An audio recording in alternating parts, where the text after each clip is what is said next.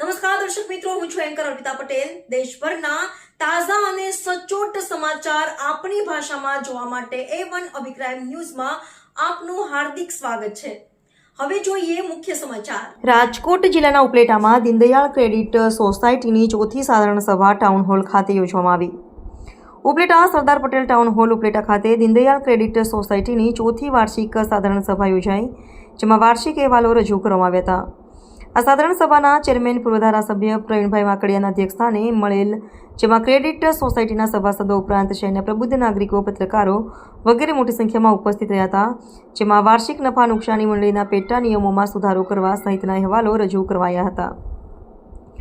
તેમજ મંડળીએ વાર્ષિક 4 લાખ રૂપિયા નફો કર્યો હતો અને વધુમાં આ સંસ્થા દ્વારા આવનાર સમયમાં સામાજિક પ્રવૃત્તિઓ શરૂ કરવા મુદ્દે આરોગ્ય ઉપર ચર્ચા કરવામાં આવી હતી।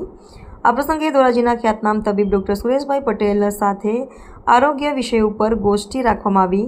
આ સાધારણ સભામાં વાઇસ ચેરમેન પરાગભાઈ શાહ સહિત દેવેનભાઈ ધોળકિયા, રોજીભાઈ ગજેરા, ડૉક્ટર ઉદય પંડ્યા, પંકજભાઈ નાંઢા, શાંતિલાલ રાઠોડ, પારુલબેન ખાંડ, ચંદુભાઈ ભીંબા, નિલેશભાઈ ગોધાણી, કલ્પકભાઈ જોશી, નગરપાલિકા પ્રમુખ વર્ષાબેન ગજેરા, ઉપપ્રમુખ જિજ્ઞાબેન વ્યાસ અને રમેશભાઈ ગઢ સહિતના મહાનુભાવો ઉપસ્થિત રહ્યા હતા।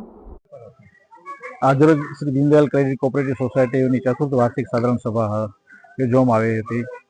આ ચોથી વાર્ષિક સાધારણ સભાને અંતે સંસ્થા દ્વારા જે 4 લાખ રૂપિયાનો પ્રોફિટ થયો અને વાર્ષિક અહેવાલો જે તૈયાર કરવામાં આવ્યા હતા તે સભાની અંદરનું વાંચન કરી અને એને બહાલી આપવામાં આવેલી હતી।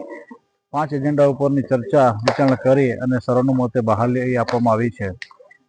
સાથે સાથે એક આ શહેરની અંદર સામાજિક પ્રવૃત્તિ પણ દીનદયાળ ક્રેડિટ કોઓપરેટિવ ચાલુ કરી છે અને ભાગરૂપે ડૉક્ટર સુરેશભાઈ પટેલને પણ એક વિચાર ગોષ્ઠીનું આયોજન કર્યું હતું અને એમના દ્વારા આરોગ્ય પર ખૂબ સારા વિચારો રજૂ કરવામાં આવ્યા છે। ઉપસ્થિત પીપલ્સ ક્રેડિટ કોઓપરેટિવ સોસાયટીના ચેરમેન શ્રી છગનભાઈ સોજિત્રા, નગર શેઠ શ્રી અમિતભાઈ શેઠ, નગરપાલિકાના પ્રમુખ શ્રી વર્ષાબેન ગજેરા તેમજ ઉપપ્રમુખ શ્રી જિજ્ઞાસાબેન વ્યાસ સહિતના મહાનુભાવો આજની સાધારણ સભાની અંદર ઉપસ્થિત હતા અને સાધારણ સભાના અંદર સારી એવી સંખ્યાની અંદર સભાસદોએ ઉપસ્થિત રહી અને આ સાધારણ સભાનો લાભ લીધો હતો।